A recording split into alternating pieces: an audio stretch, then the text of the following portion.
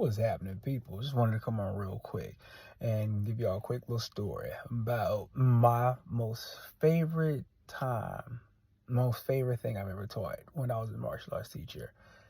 And I had phenomenal classes day in and day out. It wasn't too many that I felt bad about because I always gave it everything I had. But yeah, of course, there were those classes that were like, "Hey, this is awful," and it's every from start to finish just terrible. However, you overcome that. But this was the most fun I've ever had while teaching, and it wasn't a normal class. It was a class I taught at a local YMCA. It was for elderly people. It was called Cane Fu. That's what they named it, which I thought was hilarious. But when I was there, I had to see who was going to sign up for it and how they wanted to, just how many active participants they had. So I coordinated that with the director of YMCA, their outreach program, and everything like that. So I definitely didn't mind going to the community and doing certain things, just to spread the martial arts, as well as just introduce people to it as well. Now, when I didn't think it would be, I didn't think it would be that many people who would sign up for it because one, able-bodied, and it was for elderly people. Some of them had ailments, some of them had disabilities, things like that. So, I wasn't expecting much, and I wasn't expecting too many people there. Boy, was I wrong. When I got there, the sign up for it had about 20 people. I was like, okay, no big deal. 20 is fine. They had to move where we were going to do our little session. They had to move it to where the basketball court was because that many people had signed up in like 30 minutes. I'm like, oh, all right. And so by the time everyone had finished signing up, it ended up being close to 100, which was kind of crazy for them to come out and do it. And I mean, people had their canes, their walkers, and everything like that. My biggest thing for that was just to get them moving just a little bit.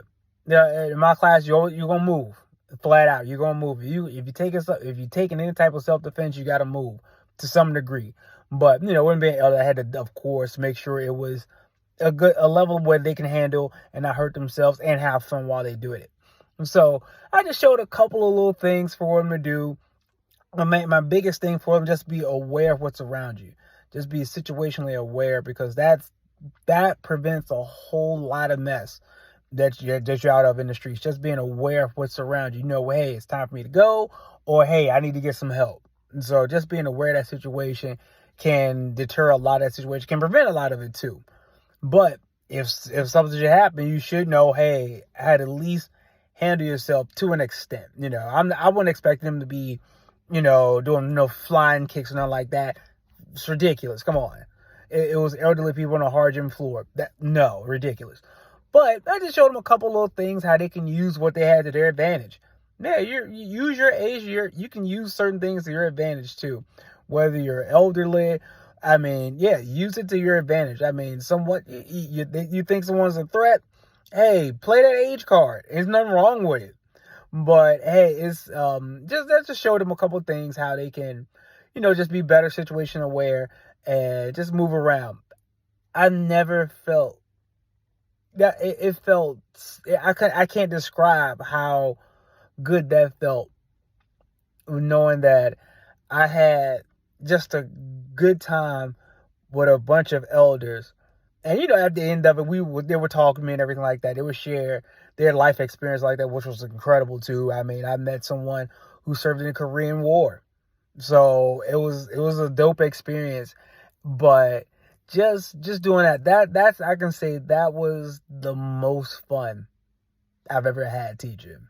I was teaching a bunch of our senior citizens and just relating with them, conversing with them afterwards, and just being out in the community. That was the most fun, and that felt like the most rewarding thing I did while I was teaching.